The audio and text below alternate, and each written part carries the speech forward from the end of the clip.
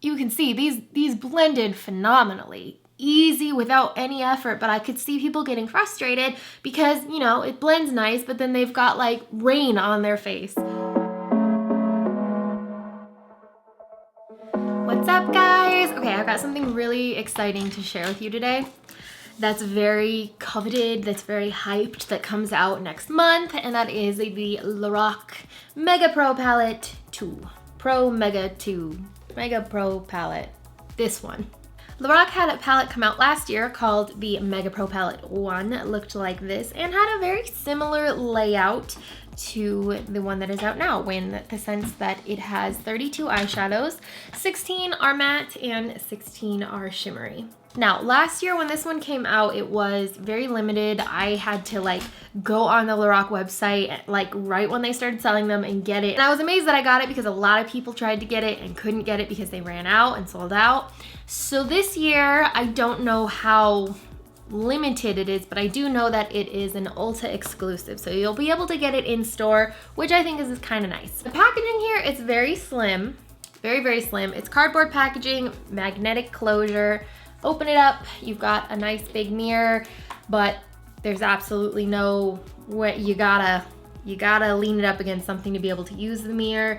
And it's kind of a thin mirror, so it's good. So as long as it's not moving, so I wouldn't recommend holding it because it's giving me funhouse vibes, but if you were to lean it up against something and use it on a table, I feel like it could be decent. Now the colors here range from a lot of warm mattes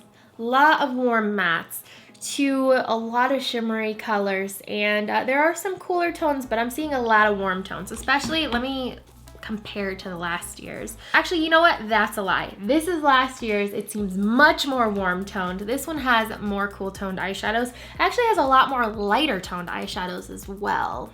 Nah, they both kind of have quite a few lighter eyeshadows. This one has more cooler tones though, for sure. Maybe that's why it has the blue packaging. Let's go through swatches. I'm going to swatch these 4 at a time because there are 32 eyeshadows and I want to get through this pretty quickly. First set is the top row, Porcelain, Custard, Tawny, and Burlap. Then we have Melon, Tangerine, Saddle, and Forest. Second row, Bisque, Lavender, Purple, and Sorbet. Then Goji, Cabernet, Ash, and Black. Third row we have Sugar, Chiffon, Prosecco, Soft Plum, and then we have Cinnamon, Sandstone, Gunmetal, and Blue Quartz. And finally, the bottom row, we have Moonlight, Seashell, Peony, and Dark Sienna. And then we have Penny, Olivine, Gold Leaf, and Black Ivy. From what I can see as I quickly look over both of these palettes, I believe these are all new colors. It's hard to tell because Lorac's eyeshadow names aren't exactly unique. So you can't be like, oh, I remember that color name, because I mean, purple, lavender, ash, black, they're kind of just describing the color, which there's nothing wrong with that at all. But from what I can tell, just quickly glancing at this, there are no repeats, which is a good thing. The quality of the eyeshadows, I'm kind of not sure how I feel about them. Swatching them and applying them today for my makeup, the colors, especially the mattes, blend so nicely. They're like butter, they feel like butter, and they blend together really well. However, the eyeshadows are super, super soft and super powdery in the sense that fallout is it's crazy issue here.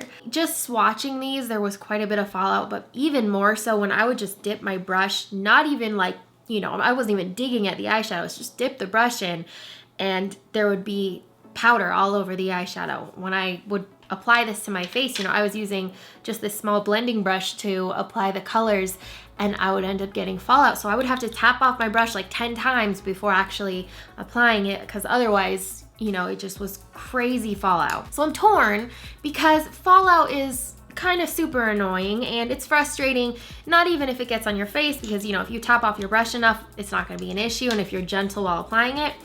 But just seeing the amount of powder come off of these, and I know that that was a problem with the Mega Pro palette last year, because I remember I did a tutorial holding up the palette and like taking the brush and, you know, doing this, and I had a bunch of people be like, why are you digging at the shadows, when I wasn't? And it just, you know, I would do it and it would look like it was snowing on the screen because there was so much fallout, and the shadows were so soft that it kind of was just like, no. So even if we just take, like, let's take this shadow, just really lightly. Did that one even, that one wasn't so, well, kind of. I mean, I'm not even touching this very, very hard at all. Very, very lightly. And there's just, maybe that brush wasn't the best option. What did I have? Okay, Melon. Melon was one of the ones I immediately used, immediately gravitated towards. And just, I don't know if you could see, barely touching it there. And there's all that extra. And then, I mean, that's a lot. This one too, Saddle. Saddle was another one that I was like, whoa. Just barely, very lightly touching it. And just, you can see just, that's kind of frustrating. These eyeshadows are not, they don't really dip in, if that makes sense. So when you're swatching them and when you're using a brush, all of that extra powder that's, you know, coming off is gonna end up on the sides of the palette. And because this palette is kind of like a satiny sort of finish, it's going to smear, and I mean, just quickly, yeah, so just barely doing that, it's gonna be messy. Overall, I feel mixed about this because there are a lot of issues here that kind of bum me out, you know, with the fact that there's so much fallout and messy. And, you know, I mean, this look today, I used Melon because, I mean, it's gorgeous. I used Saddle. I used Porcelain in the crease. I love like the light colors here on like the inner part where it's kind of shimmery. I used Seashell and Peony. I used a little bit of Cabernet in the crease as well. Black Ivy I used on the bottom, and it's just beautiful. So I'm just like, you know, because this will retail, I believe, for $59. So $60, this is a lot of eyeshadows and is a really good deal. But the fact that there's so much fallout and the eyeshadows are so powdery and soft really kind of just brings it down so much for me.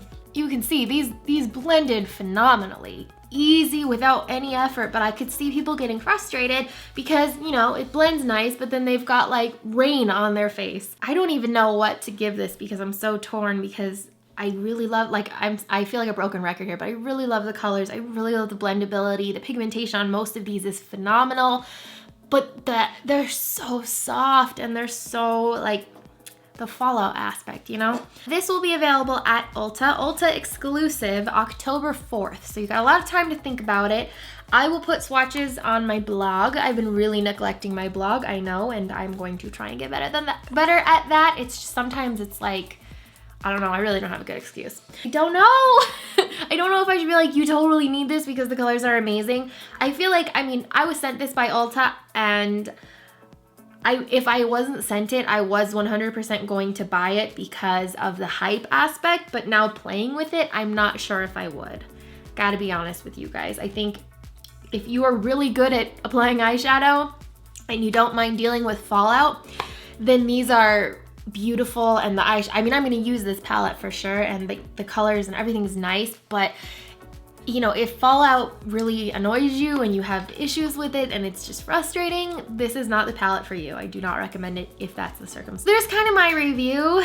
I feel like so up in the air with it, which is difficult, you know? I'm gonna play with it more. Maybe I'll change my mind. I mean, I'm just kind of doing a first impressions review here. I applied my makeup today, I swatched it today, and just, it's, you know, I don't know how to feel. But it's $59 from Ulta. October 4th. Let me know your thoughts. Let me know what you're thinking off of this review. I know I'm kind of like back and forth with how I feel. I know I'm gonna use it. I know I love the colors, but gosh, that fallout. Bah! All right, I'll see you guys later.